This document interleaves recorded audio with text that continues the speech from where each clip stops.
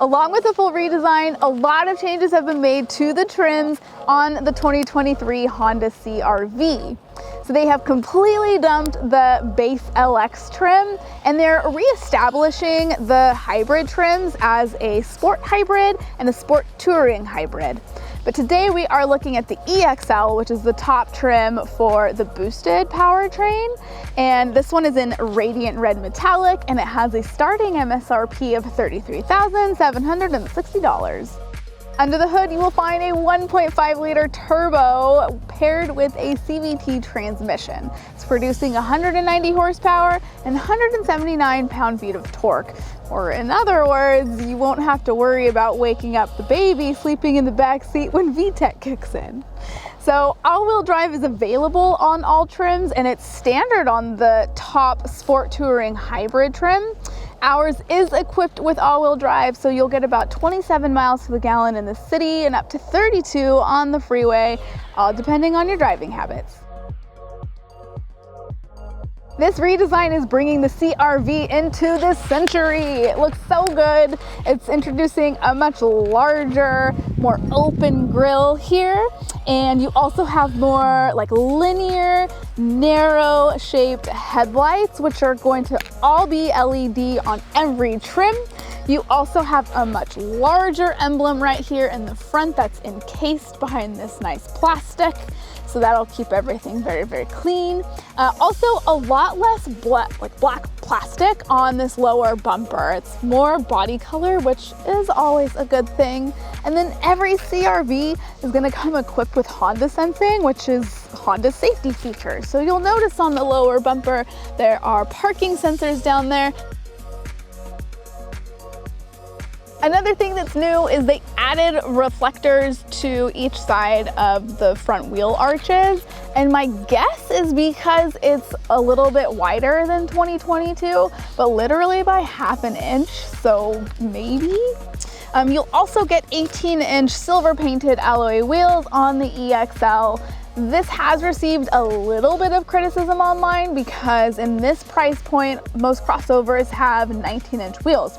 However, it's going to be more affordable to replace these tires when come time. And also on the top sport touring hybrid trim, they're gonna be glossy black wheels and those show so much more dirt compared to the silver painted wheels. So I'm a much bigger fan of these. Round back there is very minimal badging going on. Everything looks clean and tidy. So you will have an all-wheel drive sticker right here at the bottom of your glass if it's equipped with that. You have LED tail lights back here and a half body colored, half black plastic spoiler with an integrated brake light. And you can tow up to 1,500 pounds, which isn't much, but could come in handy for some. You have a power programmable lift gate, which is nice. So if you are very short like me and don't want to have to reach up super high, you can set it to rise lower. And then in the back, you have quite a bit of space. So from wheel well to wheel well, you'll get 3.5 feet of usable floor space there. And it's about a little over 3 feet deep. Now, you have like these little side pockets here that you can, keep something in from spilling over. And then you do have a spare tire under here. And look, if you look inside of here, it kind of looks like the Seattle gum wall. It's really funny. Now, in order to fold your seats down, your second row, you could be like me and climb all the way inside because that's the only way that I can reach this lever, which is the only way to fold your seat down. Or you could also just go to your passenger door and fold it that way. And I also just wanted to show you that it does not fold perfectly flat. There's a bit of like a speed bump, if you will, interfering it from folding flat.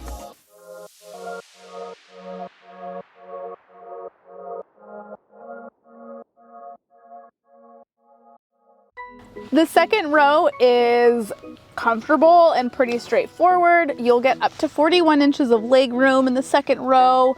I'm always the ideal person to sit behind if I'm driving because that is where my driving position is at. That's where the seat is currently set to. So lots of leg room there, which is very, very nice.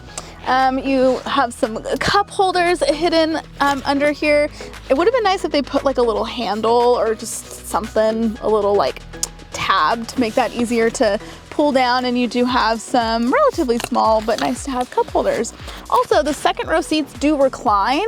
It would have been cool if that was like a lever on the side, because you otherwise have to like reach around to do it, which it's cool they recline this much though. You could totally kick back. There's no charging back here, but you will have USB-C charging in both hybrid trims.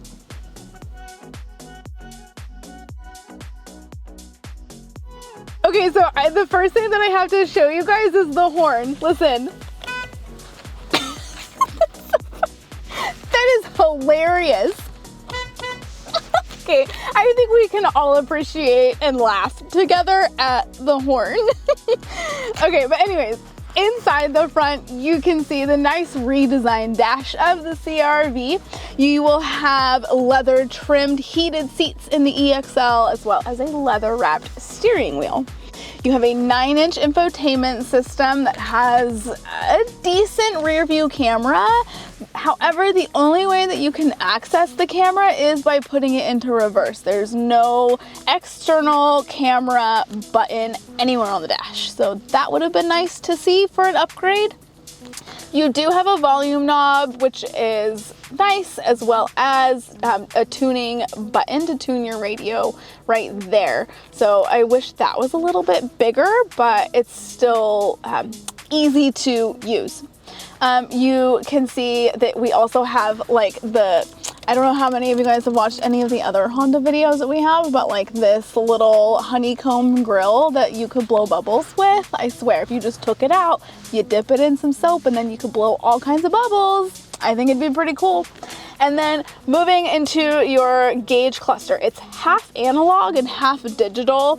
And some people like really just prefer the full digital gauge cluster, but I am old and still like things to be analog. So I appreciate that it's half analog, actually a lot. And it's 7 inches, so easy to see everything there, and customizable with some buttons on your dash right here, or on your steering wheel right here. just for giggles. Okay, moving on down. It has really user-friendly climate controls. So simple, you just can turn it on and off with that there. The button in the middle, it's a button. And then you can also press that for auto, and that's how you would change your climate controls. If you want them synced together, you can do it that way. You also have your heated seat functions on the outer edges there as well. 3 different settings of heat. Moving on down, you have USB-A and USB-C, which I love that they just kept like the OG USB-A, we'll say, because not everybody's ready to fully convert to USB-C. So also, I don't have USB-C to lightning cable. Like they don't give me that with my brand new phone. So, you know, that's nice.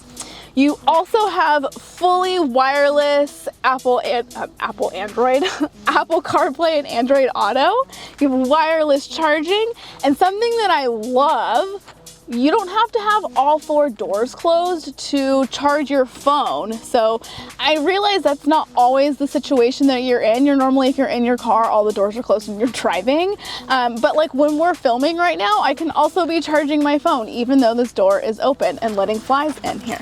So, okay, and then continuing on here, I have mixed feelings about the cup holder situation, because I prefer my cup holders to be in front of the shifter. It just makes them easier to access. However, I will say, like, my seat has to always be adjusted really far forward because of my little legs. And this is still like not gonna interfere with me being able to comfortably rest my arm right here if I did have like my water bottle or coffee right here.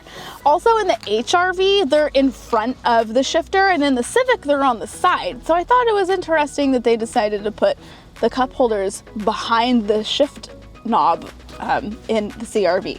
So, and then in front of that, you also have your hill descent control, and you have your drive modes here. So you have economy and snow and normal driving modes. Now I want to talk about storage. You have this fun little pocket right behind your cup holders. That's great for things maybe like a pen or some chapstick. And then you have a really nice sized center console that comes with this fun little storage thing right there if you wanted to keep something smaller like loose change, but it's a good size. Also, my favorite thing in the whole wide world, I have somewhere to put my sunglasses. Honestly, it's like really weird the amount of cars that don't have this, because like what does that cost to just put it in there? Like just put it in there, please. I really need somewhere, so because otherwise I'll scratch my glasses and that sucks. So, and then looking up right here, this is awesome. Every single CRV comes standard with a one-touch moonroof, which that's good job, Honda. And then another thing that I like that Honda always does, you could just go like, oh my God, the sun, whatever, it's got you. This always needs to move, always.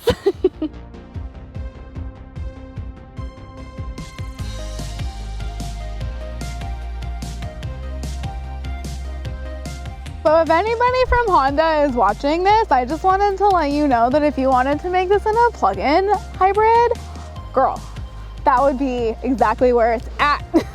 But if you have any further questions, you drop those in the comment section below. Let me know what you think of this whole new redesign. And a big shout out to Selena's Honda for hooking it up with today's CRV. Thanks.